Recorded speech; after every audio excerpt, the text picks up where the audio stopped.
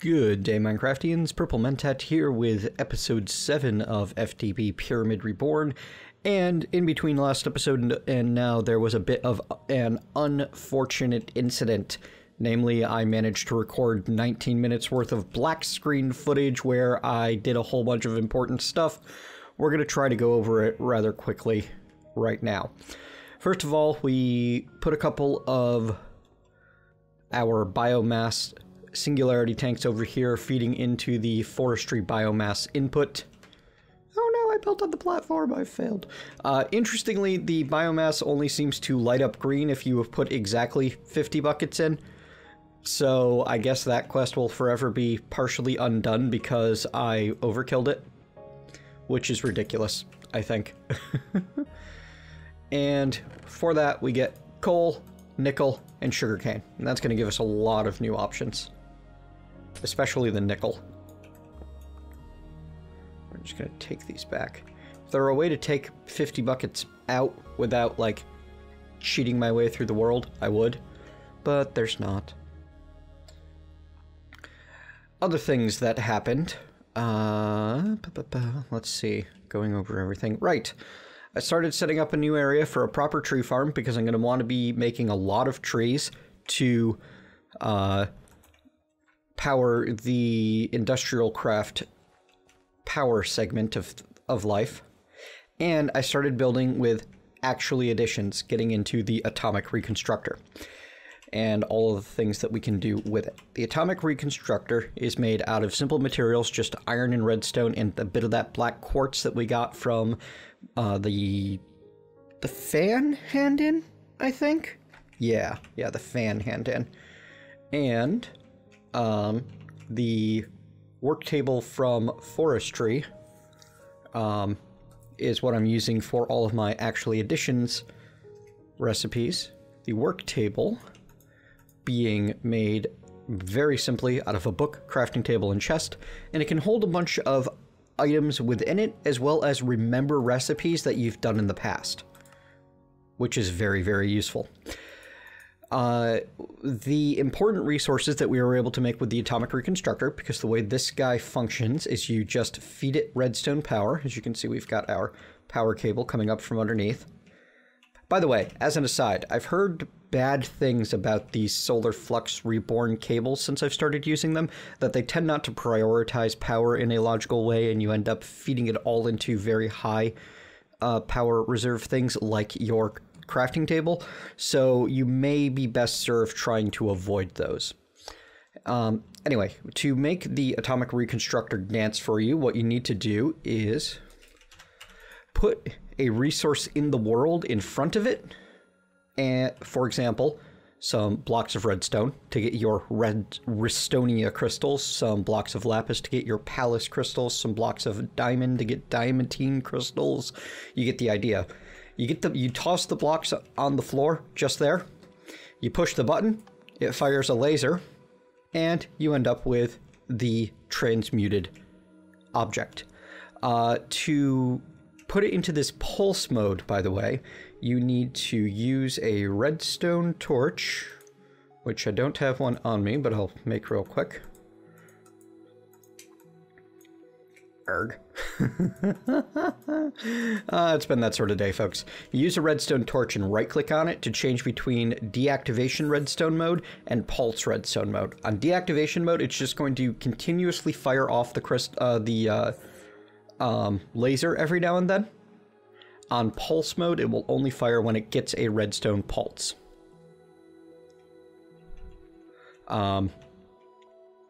You can block the laser with whatever you want, basically. I've got a tiny torch here that's in the way, but without anything blocking it, it actually travels a pretty good distance, which can be a problem for you. One thing that you can also do if you're of the trixier sort, and you really want it to just hit the button directly in front of the block directly in front of it, let's put the button over the laser. Bam. All right, let's get this fixed back up. Now, the reason that we wanted to get... oh, by the way, because I'm not quite sure if it got covered, we took a look, me and Saffron and Belgabor and Finn and Silent Phoenix, at the quest rewards and our intended quests. Now, the plan was that we were going to be handing in biomass and the shock absorber on Tuesday. However, because you need the coal from the biomass quest to get the shock absorber, we decided to allow this to be handed in early, which is why that was done. Unfortunately, all of that was covered in the black screen footage that... just so frustrated that that happened. So now we've got our coal. We need to get that duplicating so that we can start producing the shock absorber. Because the thing that the shock absorber needs that we weren't able to get before is void crystal, which is made with coal being atomically reconstructed. I'm just going to set you up and grab a bit of it. And I think I want a compacting drawer for coal. Yes, I do. Yes, I do. Luckily, I've got an extra one right here. There you go. I need to make sure I don't wire up that block before I put the locking resource into it. Where's my upgrades? There we go. Alright, so we just need to wait for this to build up to a good stack of coal blocks, and then we'll make ourselves a stack of void crystal blocks. Now, the other thing that we wanted to do with the actually additions was to start getting lava. And the way we're producing lava is using the lava factory controller, made with a couple of Inori crystal blocks, which are your iron transmuted.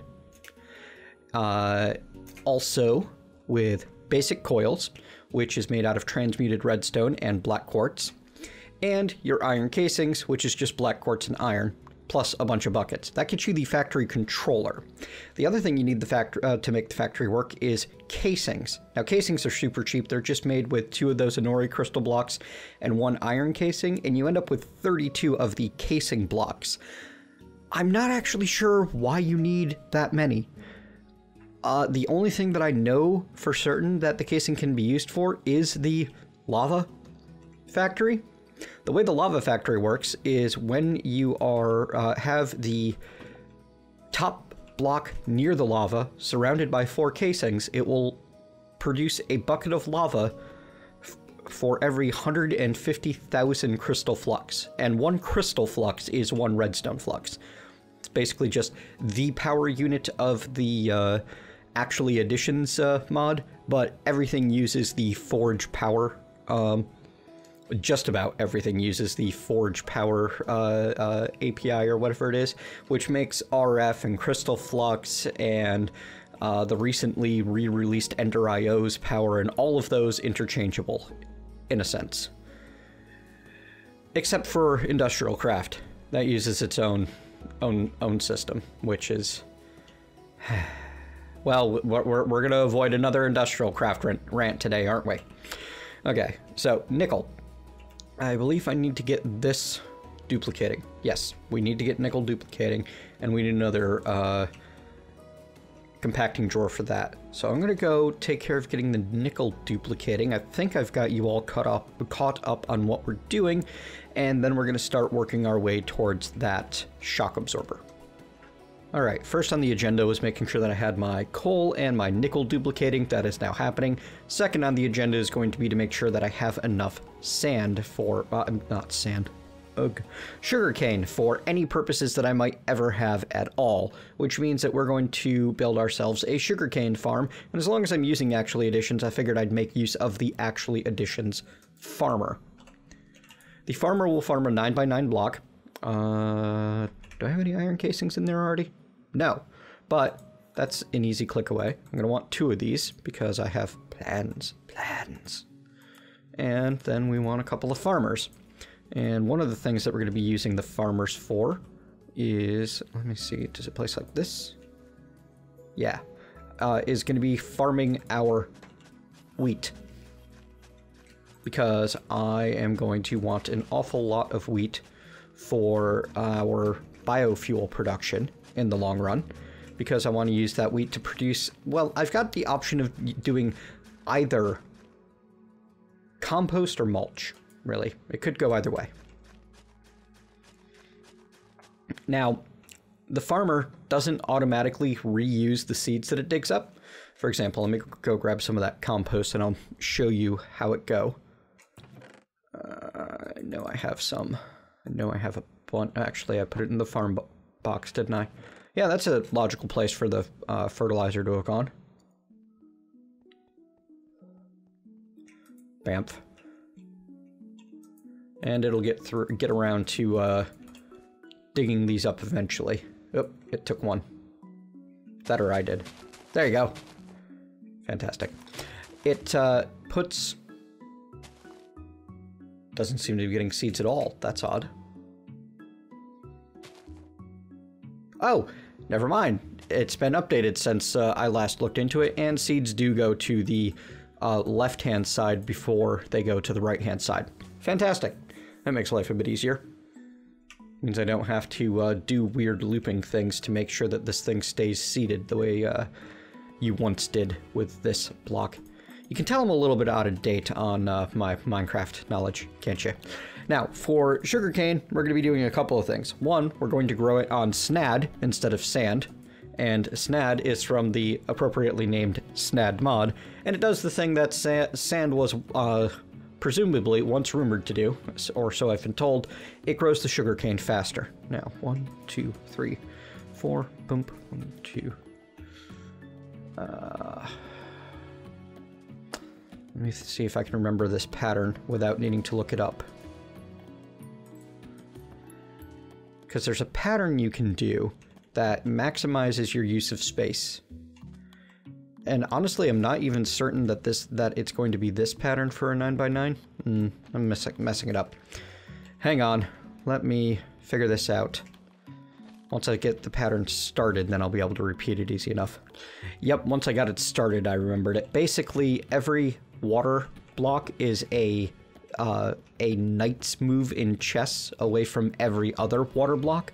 And the thing that was throwing me off is this, when it hits the edge of an area, it doesn't work out quite perfectly, and you end up with lost blocks that don't get access to water because you would need a water source block here.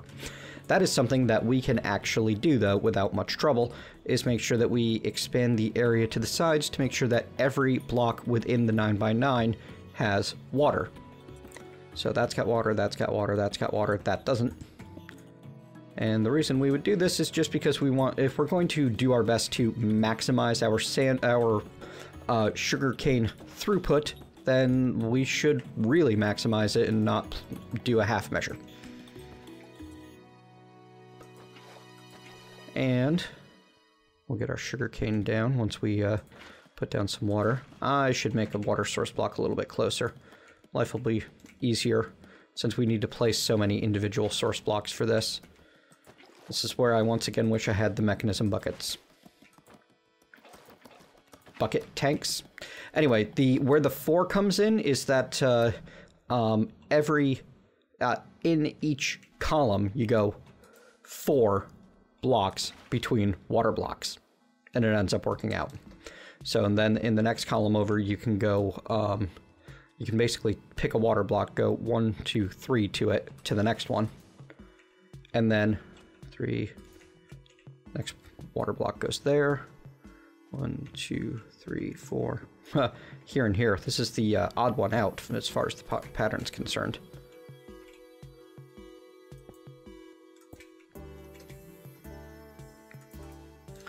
The odd column out? Yeah. Why not? Right, no inventory. I don't have inventory tweaks. I keep trying to right-click to sort my buckets, or not right-click, but tap on my usual inventory tweaks key to sort my buckets into the same block. But once you've got it all set up, and you can accelerate the first few with... Oh, I thought we could use fertilizer on that from actual additions. Guess not. Once you've got it all set up, you can pretty much just set your farmer here with power, which I need to go grab. Yeah, let's do the wiring real quick underneath.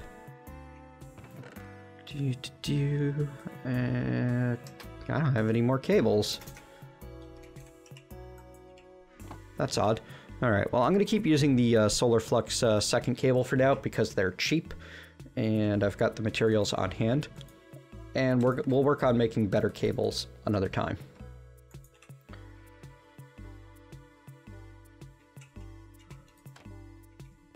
I need to set that up to drop me all the way down again.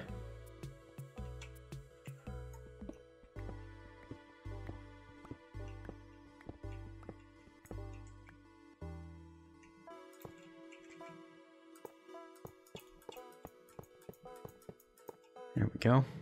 All powered up.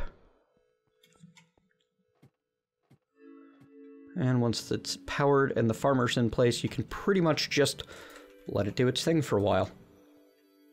Hey, I put that backwards. Come back here, you. Fantastic, huh? Now, yeah. So I'm going to give this a chance to grow some. And we should, I hate that word should, see it start filling itself in after we give it some time to function. Let's see if we can, that isn't going to work in future versions of Minecraft, but it does right now, so hooray! Oh, and the 4-block rule also applies horizontally. So that might make your life a little bit easier if you're trying to make a maximum density pattern.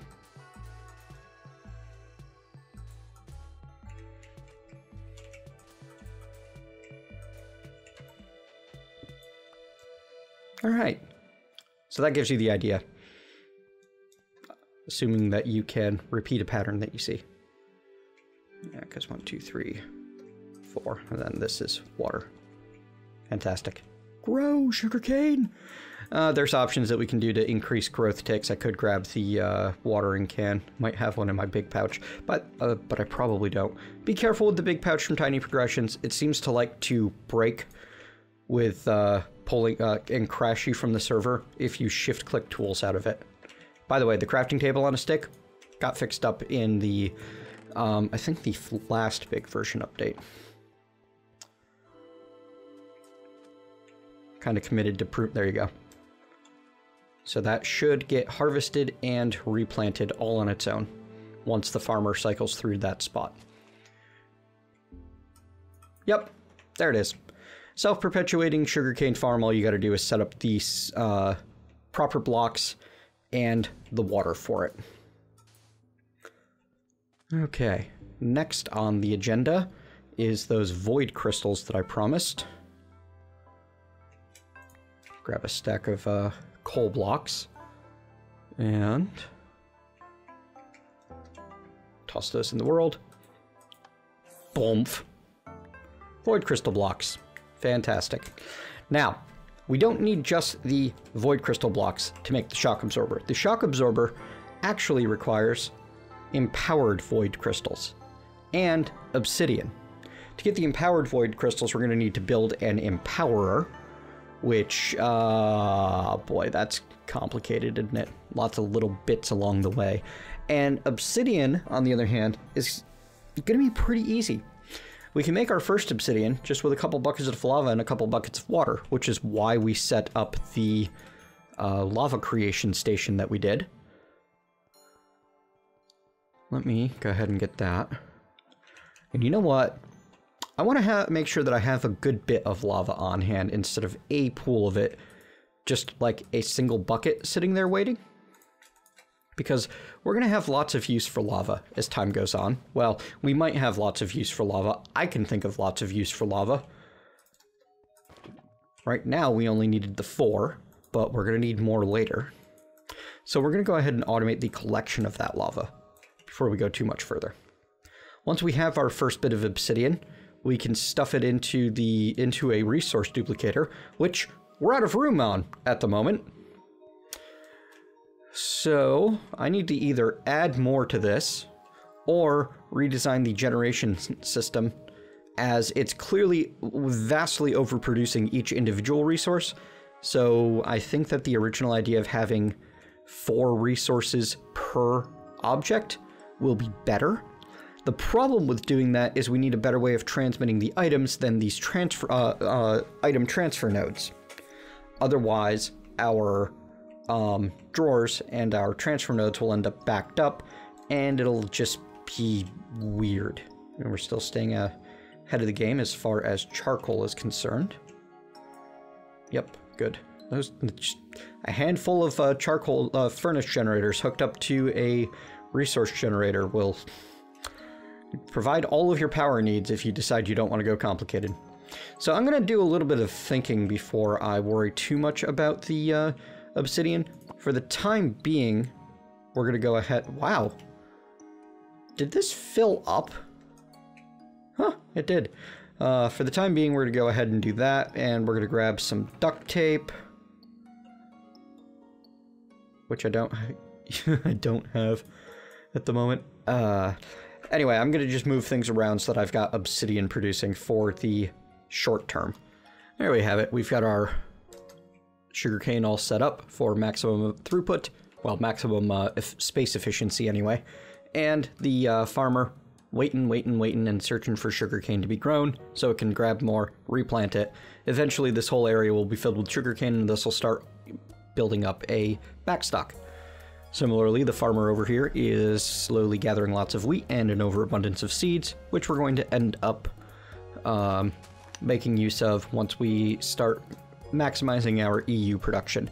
I think what I'm going to plan to do is I'm going to plan on running 4 of these biogenerators. That seems like it's going to be more than enough EU overkill to do 30 million EU in a fairly short period of time. Might be fun. I don't know. Maybe we'll do a bit more. For now, though, what I really want to do is I want to start collecting the fluid from the Actually Additions lava generator, and I figured why not use an Actually Additions fluid collector to do so. The fluid collector requires... hang on one moment. Sorry about that. My partner's on the phone. Probably some of that might have been bleeding through. Let's see. The fluid collector requires an auto breaker, and the auto breaker requires the void crystals, which is why we couldn't make it before, as well as that one of those basic coils and some cobblestone. Let's go ahead and make that auto. Well, it can be an auto breaker or an auto placer. So I guess I could have done it with the palace crystal instead, which I already had. Didn't think of that. Oh well. Oh, no. The fluid collector requires the breaker. The fluid placer requires the auto placer. That's what it is. Okay. So let's do that. Oops. Come on. Work with me here. Collector, breaker. Ugh. Today's just not my day. Oops. And we need to, have it be the void crystals rather than the blocks of void crystals. Huh. I need a bigger automatic crafting thingy. That's what I've discovered. I don't have enough room in this thing for all the things I want in it. There we go. That took entirely more effort than it should have. Where is... I think that for the collected fluids, at the moment we're just going to rely on the... Oh, not that box, this box. The transfer node fluids, because they'll do the trick and not require me to build any more infrastructure. In the long run, though, I do think I want to switch things over to using the ducts from thermal expansion. All right, so let's get the fluid placer, the fluid collector put down, and we're basically just going to seal the top. And I wanted it like that so that I could go ahead and get it. Ooh, and there it goes. It's already collecting. It can hold up to 8 buckets itself. And can I pull out this side? I can pull out this side. And then it's just a matter of boom, boom. Fantastic. Doesn't require any power, just looks for lava and grabs it. The power draw is going to be going to from the actual 150,000 RF per bucket of lava that it's producing. that's gonna put a nasty drain on my coal generators. I should really consider replacing these with something better. And I think I'm gonna do that as a basically the rest of today's live stream recording session. The live stream part is going to be tearing apart my whole resource generation and power generation area and replacing it with something a bit better. And I think that's about all the time that we have for today's episode. Sorry about that black screen bit again, but you actually ended up getting more in this because of it. Is you just got a quick recap instead of watching me fumble through the initial crafting of those things.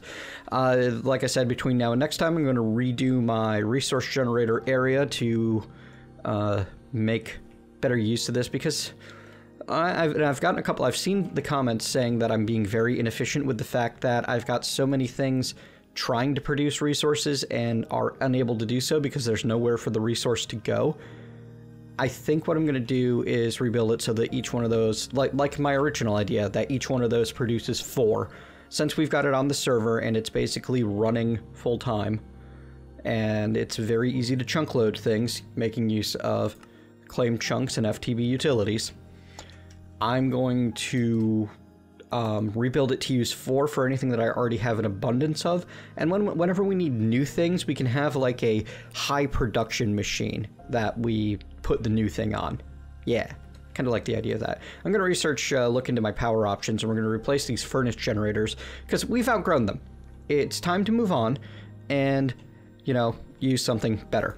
We'll burn up the last of the charcoal that we've got, except for a little bit to keep around, and work with the, and figure out something new to supply our power with. Thanks very much for joining me, folks. Hope you've enjoyed today's episode. If so, leave me a thumbs up. Tell me what you liked. If not, leave me a thumbs down. Tell me what you didn't, and I'll see if I can do anything to correct that.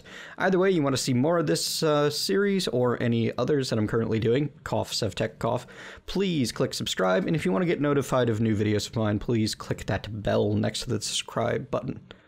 Thanks again. See you next time.